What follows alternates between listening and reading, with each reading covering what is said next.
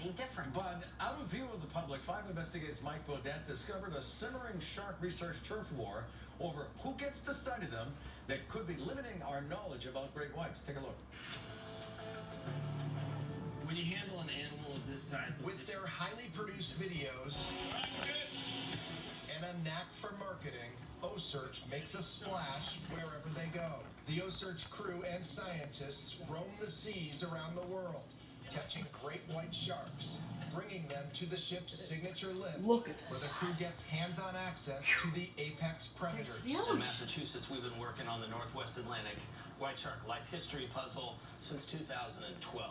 OSearch founder Chris Fisher explains why the waters off Cape Cod, with its growing shark population, is so promising to researchers. We're working about 3.3 miles off the beach in federal waters, and we ended up finding a whole population of white sharks we did not know was off the coast of Massachusetts. OSearch encouraging. in federal waters last year because the state has refused to let them work closer to shore in state waters.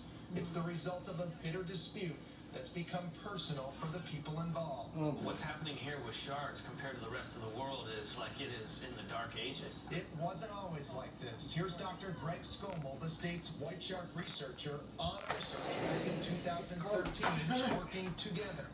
So how did we go from this? Me, get on board, do the surgery, you're going to assist. To this. Okay, everybody off the deck. He just didn't want a bunch of other scientists coming in here that were, you know, much more competent. The answer lies beneath the surface, hidden until now in thousands of pages of emails obtained by 5 Investigates. The state has denied OSearch's research requests, in part because of its unusual methods that involve reeling in the sharks and lifting them out of the water. The hook is in his mouth. Attracting, hooking, capturing, and releasing white sharks in Massachusetts waters near public high-use shoreline areas will create risks to public safety I cannot accept, wrote the Division of Marine Fisheries director. It could also change sharks' natural behavior, and that has a high potential to interfere with the state's main research project, shark population assessment. But the emails also reveal how personal the dispute has become. This email traces the split to 2014, accusing OSearch of basically trying to hijack our research because they were desperate to appease their sponsors. The last few years did little to tamp down the dispute, as OSearch has returned to work in federal waters.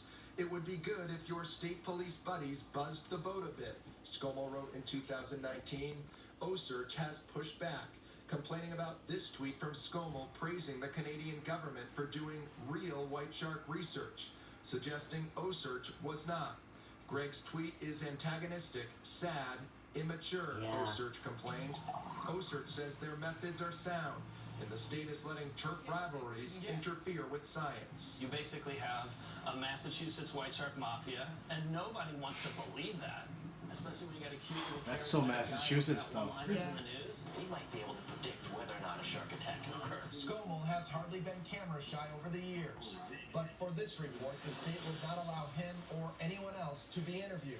Well, my concern is keeping people safe. State Representative Patrick Kearney supports OSearch because he's worried about the impact of the growing number of sharks on all the coastal communities. Any university, any nonprofit that can teach us more about this increasing threat is something that's positive for Massachusetts.